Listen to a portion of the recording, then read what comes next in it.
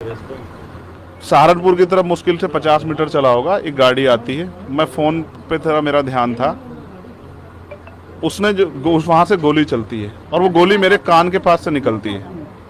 मैं अपने साथियों को कहता हूँ कि गोली चली है। पहले मुझे लगा उस आवाज़ से लगा पटाखा है, लेकिन बाद में जब वो वाइब्रेशन हुई जाते हुए तो मुझे एहसास हुआ गोली, और वो गाड़ी में टकराई भी।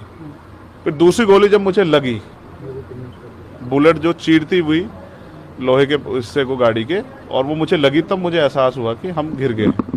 फिर तीसरी गोली चली, इसने मेरा आगे वाला शीशा पूरा डैमेज कर दिया।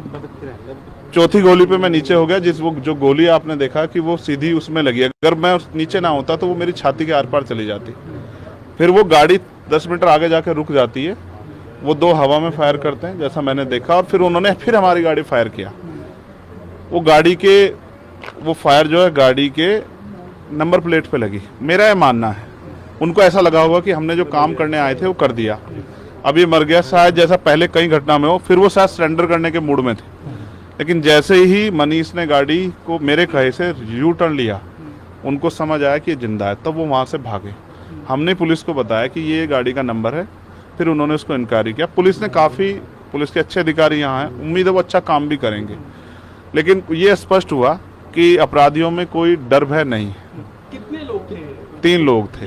2 लोग असले से हमला कर रहे थे, एक व्यक्ति गाड़ी चला रहा था। चंद्रशेखर जी, कोई थ्रेट कॉल आया हो आपको इससे पहले, कोई धमकी? पिछले कई सालों से आ रही है। मैं लगातार पुलिस को इंटीमेट भी करता रहता हूँ। मैंने डीजीपी को भी लिखा, गृह मंत्री को भी लिखा, मुख्यमंत्री को भी लिखा, यहाँ के पहले एसएसपी डीएम थे उनको भी लिखा। लेकिन डीएम साहब जो पिछले थे, अखिलेश सिंह जी, उन्होंने साफ मना कर दिया कि चीफ मिनिस्टर नहीं चाहते चंद्रशेखर को सुरक्षा दी जाए।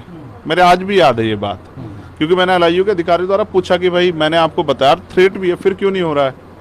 तो उन्होंने कहा भाई ये सरकार का मामला, सरकार चाहे तो दे सकती। तो मैं चाहता हूँ मुख्यमंत्री इंतजार कर रहे हैं कब चंद्रशेखर मरे, उनका काम आसान हो। लेकिन उनको ये नहीं पता कि गरीबों की, कमजोरों की, शोषितों की बात करने वाला चंद्रशेखर इतनी आसानी से उनकी राह के रास्ते में से नहीं हटेगा। अतीक अशरफ के साथ जैसा हुआ वैसा ही कुछ होने वाला था, ऐसा आपको लगता है? अब आप इसका आकलन खुद करें कि क्या हुआ और क्या हो सकता था। आपके पास एक और बात, मुझे ऐसा लगता है कल की घटना के बाद, इतने बड़े उसके बाद भी अगर मैं सुरक्षित हूँ तो हमारे संतों गुरुओं महापुरुषों का आशीर्वाद, हमारी करोड़ों बहनों माताओं का आशीर्वाद, बुजुर्गों का मेरे पास है।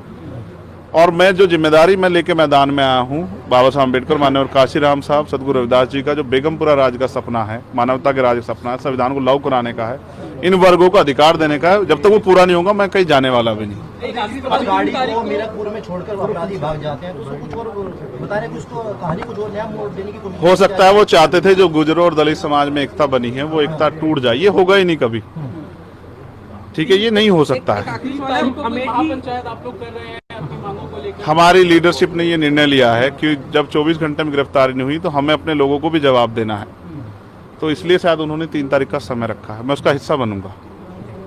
अमेठी के अंदर एक फेसबुक वायरल हुई है पोस्ट, जिसमें आपको मारने की वो की गई है, क्षेत्रीय कई है उसके अलावा। ठीक है, देखिए लोकतंत्र है, उनके अधिकार है, मारे या छोड़े। मैंने कहा ना, मैं पहला थोड़ा ही हूँ जो मारा जा रहा हूँ या जिसको मारने का प्रयास किया। मुझसे पहले बहुत मरे हैं, लेकिन उनको कोई जान नहीं रहा था।